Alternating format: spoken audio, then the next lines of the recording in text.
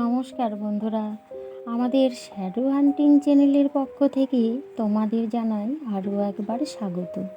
আজকে আমি তোমাদের আরও একটি নতুন গল্প পড়ে শোনাব।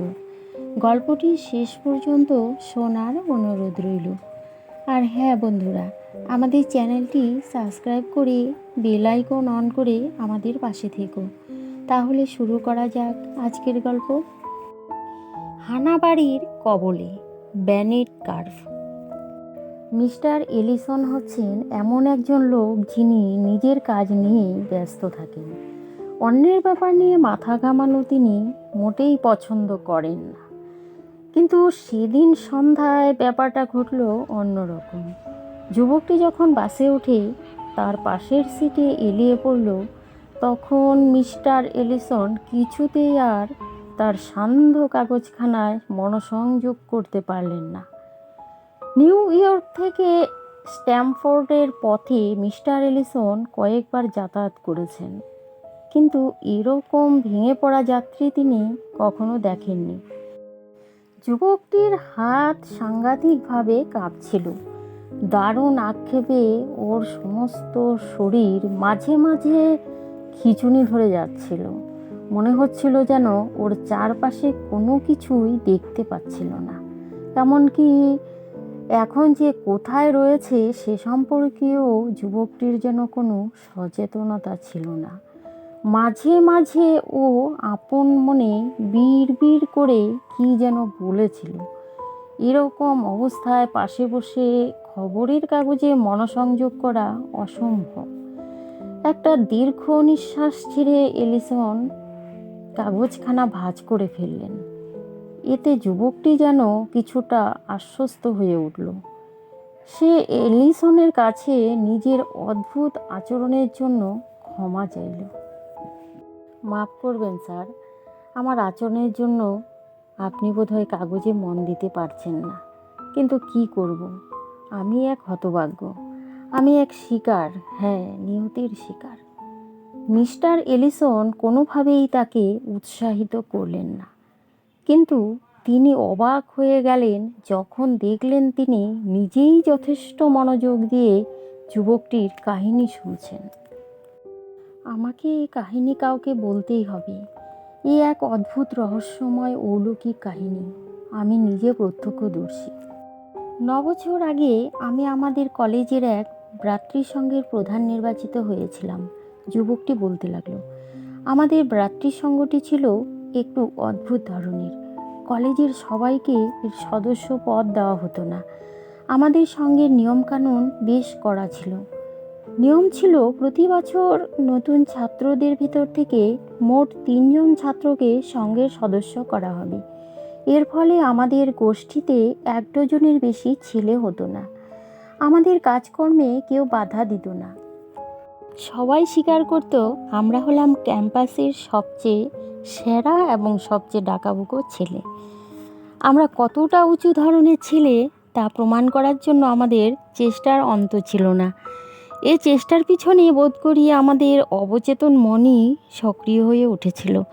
এর ফলে আমাদের দলে সদস্যপদ প্রাপ্তির দীক্ষাক্রমে জটিল এবং উদ্ভট হয়ে উঠতে লাগলো।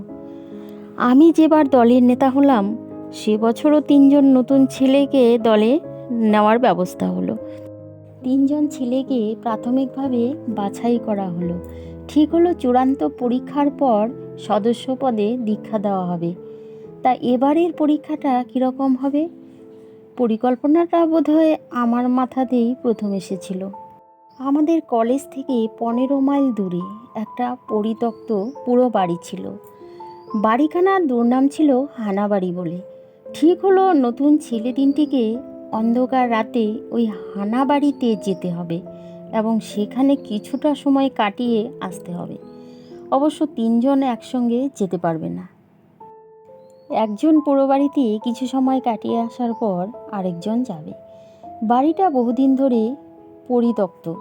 জানলা দরজার কপাট যে কোন কালে ওধা হয়ে গিয়েছে তা কেউ বলতে পারে না। বাড়ির ভিতরটা ভিজে সেঁতসেঁতে, বাড়িখানার গড়ন ব্যাডক ধরনের। স্থানীয় কিংবদন্তি এই যে একদা যে লোক এ বাড়ির মালিক ছিল তার প্রেতাত্মাই নাকি এখন এ বাড়িতে ঘুরে বেড়ায়। লোকটা নাকি ছিল মহাপাজি। সে তার স্ত্রী আর 2 শিশু সন্তানকে হত্যা করে। এই অপরাধের জন্য বিচারে তার ফাঁসি হয়, কিন্তু মরে গিয়েও সে জীবিত মানুষকে নিষ্কৃতি দিল না। তার প্রেতাত্মা এই বাড়িতে আর কোনো মানুষকে থাকতে দিল না। আজও নাকি তার অশান্ত আত্মা ঘুরে বেড়ায় এই পরিত্যক্ত পোড়ো বাড়ির ঘরে ঘরে। এক তারাহারা কালো রাতে নতুন ছেলে তিনটিকে নিয়ে আমরা বেরিয়ে পড়লাম। আজ রাতেই ওদের সাহসের পরীক্ষা হবে। সেই পরীক্ষায় পাশ করতে পারলে ওরা আমাদের সঙ্গের সভ্য পদ পাবে। পথে যেতে যেতে আমরা ছেলে তিনটিকে একটার পর একটা আতঙ্কময় অলৌকিক কাহিনী শোনাতে লাগলাম। শুনতে শুনতে ওদের মন নিশ্চয়ই শঙ্কাতুর হয়ে উঠল। এই শঙ্কা কাটিয়ে ওরা পুরো বাড়িতে ঢুকতে পারে কি না তারই তো পরীক্ষা করা হবে। 3 জনের মধ্যে সবচেয়ে নিরীহ ছেলেটিকে প্রথম বাছলাম। ওকেই প্রথম হানাবাড়িতে যেতে হবে। ও একজন বিখ্যাত উপন্যাসিকের ছেলে। ওর বাবা আগের বছর পুলিৎজার প্রাইজ পেয়েছিলেন সাহিত্যকর্মের জন্য। ছেলেটিও অসাধারণ মেধাবী। ওকে প্রতিভাশালীর পর্যায়েও ফেলা যায়। ওর চোখ দেখে বোঝা যাচ্ছিল যে ও খুব ভয় পেয়েছে, কিন্তু এই ভয়ের ভাবটা যাতে প্রকাশ না পায় সেজন্য ও আপ্রাণ চেষ্টা করছিল। আমাদের সামনেই পুরো বাড়িটা, অন্ধকারের মধ্যে আরও অন্ধকারের মতো। পুরো বাড়িখানা যেন এক শিকারী দানবের মতো ওত পেতে বসেছিল, যেন অকথিত স্বরে বলছিল, মেয়ে ভোকা হো। ছেলেটিকে বললাম, এবার তোমাকে একলা ওই বাড়িখানার মধ্যে যেতে হবে। বেশিক্ষণ নয়, 1/2 ঘন্টা থাকতে হবে ওখানে। ঠোঁট টিপে যেন মনের ভয়কে জয় করার চেষ্টা করলো ছেলেটি। তারপর পা বাড়ালো অন্ধকার বাড়িখানার দিকে। আমরা বাকি কজনে মিলে একটা অগ্নিকুণ্ড তৈরি করে তার চারপাশে গোল হয়ে বসলাম। টেড উইলিয়ামস সঙ্গে করে তার গিটারটা এনেছিল। বাজনার সঙ্গে আমরা সবাই গান ধরলাম। না, সবাই নয়, বাকি নতুন ছেলে দুটো আমাদের গান বাজনায় অংশ নিল না। তারা গম্ভীরভাবে এক কোণায় চুপচাপ বসে রইল। 2 হাঁটু উঁচু করে 2 হাত দিয়ে হাঁটু জড়িয়ে ধরে বসে রইল ওরা। আমি নিজে ছেলেটাকে পুরো বাড়িখানায় ঢুকতে দেখেছি। আমরা যেখানে আগুন জ্বেলে বসেছিলাম সেখান থেকে বাড়িখানা প্রায় 200 গজ দূরে হবে। ছেলেটাকে বলেছিলাম বাড়ির মধ্যে 1/2 ঘন্টা থেকে আমাদের কাছে ফিরে আসতে, কিন্তু দেখতে দেখতে 45 মিনিট কেটে গেল। ছেলেটা ফিরে এলো না। আমার মনে অস্বস্তি দেখা দিল। এই বোধ হয় আমার অস্বস্তির শুরু। ছেলেটা আমাদের সঙ্গে চালাকি করছে। ও ফিরে আসুক, ওকে মজাটা দেখাচ্ছি। দমবাজি করার আর জায়গা পায়নি। নতুন ছেলেদের মধ্য থেকে দ্বিতীয় ছেলেটিকে এবার পাঠালাম। ওকে বললাম, ফেরবার সময় তোমার বন্ধুটিকে ধরে নিয়ে আসবে। বলবে এরকম মজা করার কোনো অর্থ হয় না, আমরা খুব রেগে গিয়েছি। কোনো কথা বলল না ছেলেটি। মাঠ পেরিয়ে অন্ধকার পুরো বাড়িতে ঢুকলো সে। অগ্নিকুণ্ডের আলোয় ওকে ভাঙা ফটক পেরিয়ে ভিতরে ঢুকতে দেখলাম। 10 মিনিট কেটে গেল, কিছুই ঘটল না। কোথাও কোনো শব্দ নেই। চারপাশ নিঝুম নিস্তব্ধ। অগ্নিকুণ্ডের আগুন নিভু নিভু হয়ে আসছে। উইলিয়ামস আর বাজাচ্ছে না, গিটারটাকে সরিয়ে রেখেছে একপাশে। আমরা বসে আছি, লক্ষ্য রাখছি বাড়িখানার দিকে। ছিটে দুটের জন্যে অপেক্ষা করছি। অগ্নিকুণ্ডের আগুন আরও কমে এলো। চারপাশে যেন নেমে আসতে লাগলো অন্ধকারের কালো জবনিকা। মনির আকাশে দুশ্চিন্তার কালো মেঘ জমতে লাগলো। আমাদের সবাইকার মুখেই ধীরে ধীরে গম্ভীর হয়ে উঠতে লাগলো। আধারদেহী অতিকায় দানবের মতো বাড়িখানা কি আমাদের 2 নতুন সঙ্গীকে গ্রাস করে ফেলল? এরকম একটা অবাস্তব অদ্ভুত চিন্তাই যেন আমাদের সবাইকার মন আচ্ছন্ন করে ফেলল। শেষ পর্যন্ত ধৈর্য হারিয়ে আমি চিৎকার করে উঠলাম, হতবাগা ছেলে দুটো, জাহান্নামে যা ওরা ওরা এত চালাক যে নিজেদের ভালোও বোঝে না।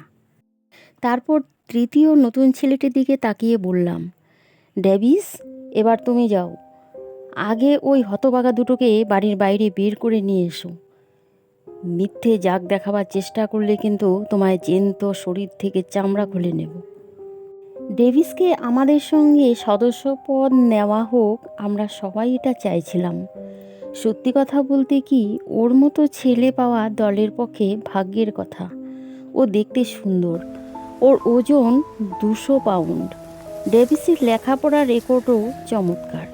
এটা আবার নিশ্চিত যে আগামী বছরের সমগ্র আমেরিকায় কৃতী ছাত্রদের তালিকায় ওর নাম স্থান পাবে। কি লেখাপড়ায়, কি খেলাধুলোয়, ডেভিডসের জুড়ি পাওয়া মুশকিল।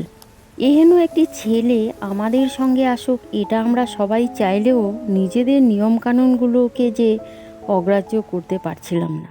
কাজেই পরীক্ষা না করে ওর মতো ছেলেকেও সদস্যপদে দীক্ষিত করা যাচ্ছিল না। ডেভিস ইতিমধ্যেই নতুন ছেলেদের ক্লাসের সভাপতি নির্বাচিত হয়েছিল।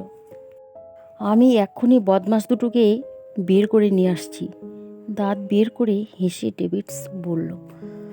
আমাদের দৃষ্টিসীমার বাইরে অন্ধকারে মিলিয়ে যাওয়ার আগে ওর কণ্ঠস্বর শুনলাম। প্রথম আর দ্বিতীয় ছেলে দুটোকে উদ্দেশ্য করে ও ডাক দিল, এই বোকারামেরা, বেরিয়ে এসো, আর মজা করতে হবে না। তিনজনই একে একে হানাবাড়িতে ঢুকলো। নিবু নিবু আগুনের পাশে আমরা বসে রইলাম। 10 মিনিট কেটে গেল, কিন্তু এই 10টা মিনিটকে 1 ঘন্টা বলে মনে হলো।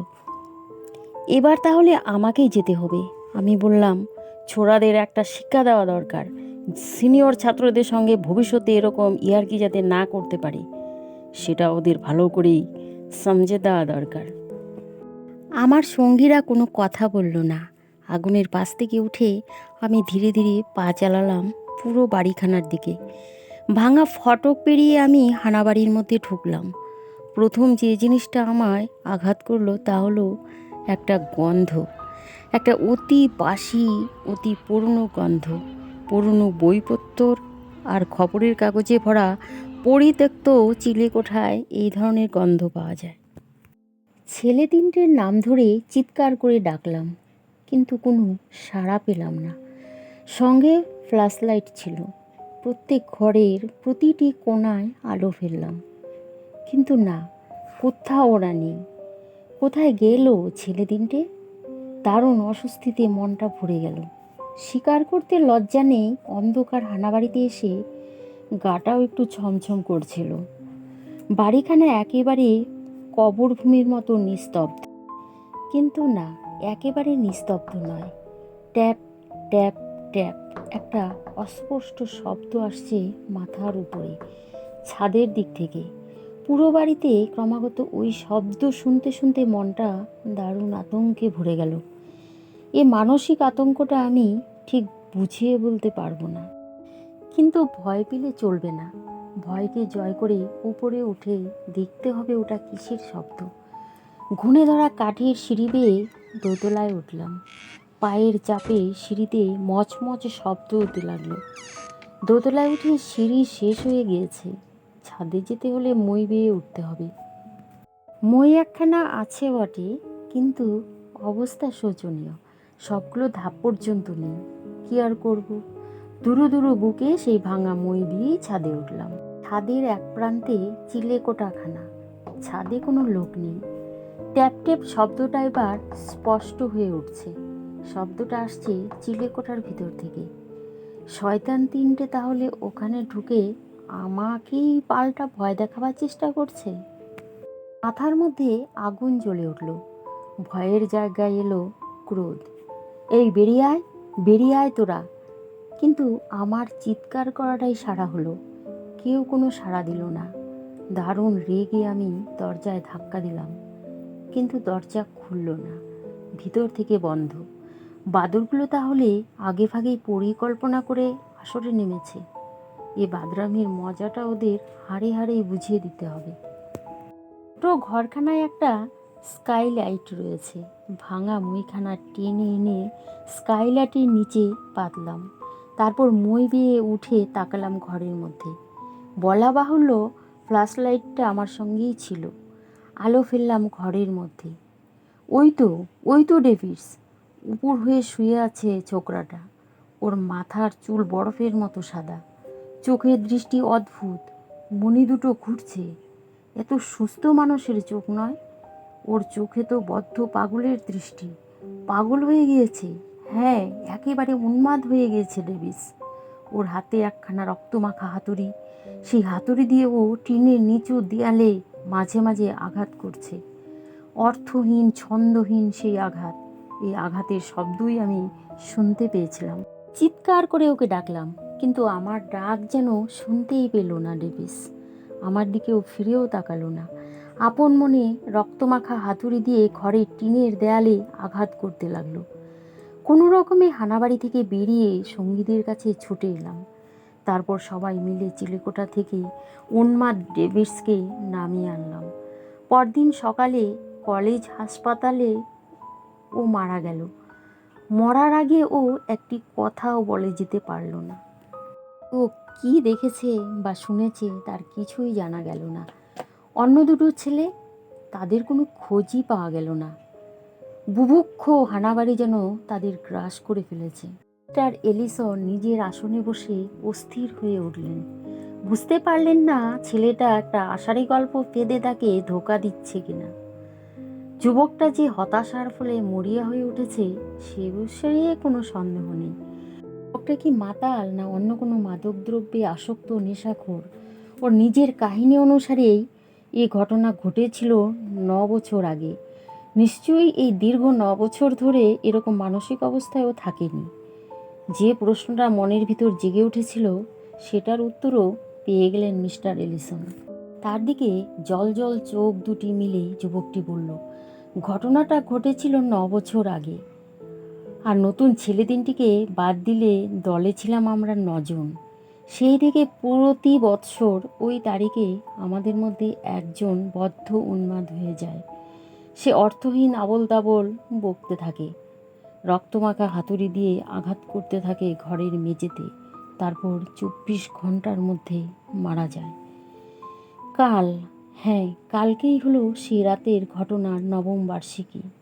নিচু গলায় বাহুল্যমর্জিত ভাষায় যুবকটি বলল, সে রাতে যারা নতুন ছেলে তিনটিকে নিয়ে হানাবাড়ি অভিযানে গিয়েছিল তাদের মধ্যে একমাত্র আমি আজ পর্যন্ত বেঁচে আছি।